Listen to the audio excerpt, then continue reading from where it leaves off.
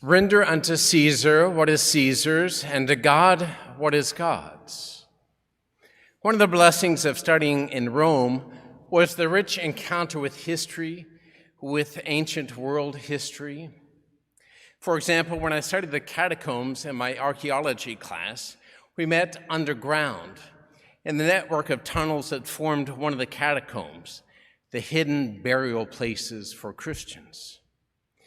When we learned about the Roman Senate, we visited the ruins of the Roman Forum. When talking about the triumphs of the Caesars, we could point to the monuments they erected detailing their victories as we walked to class. The Caesars were not always part of Roman life. For nearly 500 years, Rome was a republic. While popular elections were held, the republic was not a democracy, but an oligarchy with a small number of families holding most of the important offices, all of which were overseen by the Senate. Towards the end of the republic, power became located more and more with a few leaders who ignored constitutional restraints on their powers and their tenure. Some of these leaders began to claim a special relationship with the gods. Conflicts ensued. Eventually, after Julius Caesar triumphed over his rivals, the people began to speak of him as divine. His image was carried with those of other gods. A house was built for him like a temple, and a priest was ordained to serve him. Divus Julius, God Julius, became his title. And even though he was killed by men seeking to save the republic from imperial rule, his adopted son Octavian, with the title Son of the Divinity, became the first Roman emperor and the first in the line of Caesars to be worshipped as a god while he was still living. This became a requirement for everyone living in the Roman Empire. Caesar was a god, and everyone living under him owed him everything. He was their Lord and Emperor, their God and their Caesar. The success of Rome depended upon him. Worshiping him was your duty as a grateful and faithful subject or citizen. Render unto Caesar what is Caesar's, and to God what is God's was not just a clever, pithy response stating what we all know, church and state are separate. No, Christ's words were an affront to the political order. Thus far may Caesar go and no farther. The state or government has a role to play, but it is not all-encompassing. Yet this was not some kind of simple church-state separation. Jesus unveiled the deception that Caesar, that your government can provide the fullness of life for which the human heart longs. Caesar is not a god. Render unto Caesar what is Caesar's, and to God what is God's. They're not one and the same thing. By so doing, Jesus provided a realistic warning to people of all times. Don't look to the state to fulfill all your expectations.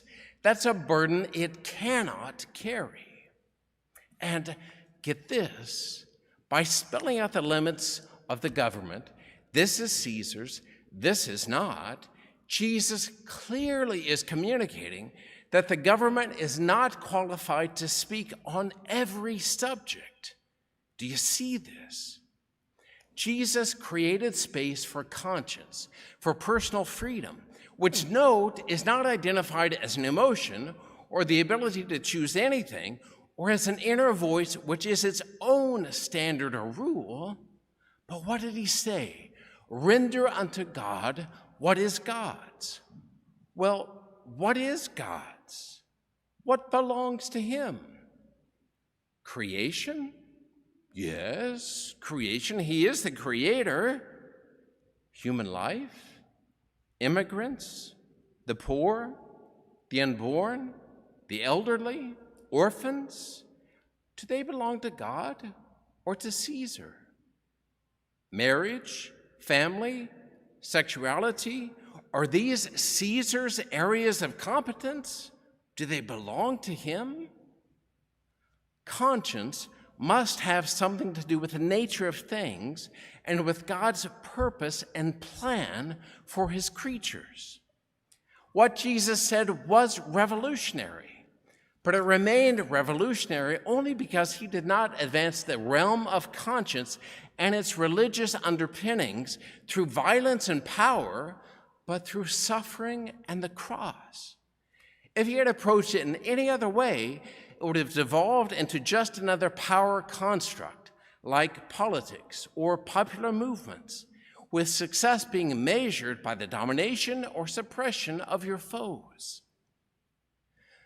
For a present-day image of this dynamic, pull up Amy Coney Barrett's confirmation hearing from this past week. Too often, one of our Catholic politicians or priests or other public figures cannot be held up as models to imitate. But whether or not you agree that there should have been a hearing, the only evidence and example that surfaced for Judge Barrett was that of a deeply good person who is living by her convictions and who presented for all to see the space of conscience undergirded by religion, which was opened up by Christ and advanced by his sufferings as it was by hers, in the face of such misunderstanding, hostility, and Caesarism, secular extremism.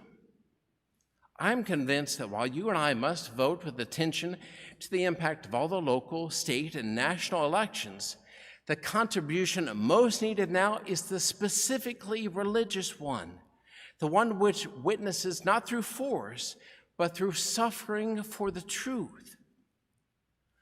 Turn off the combative news shows. Their benefits don't outweigh the costs.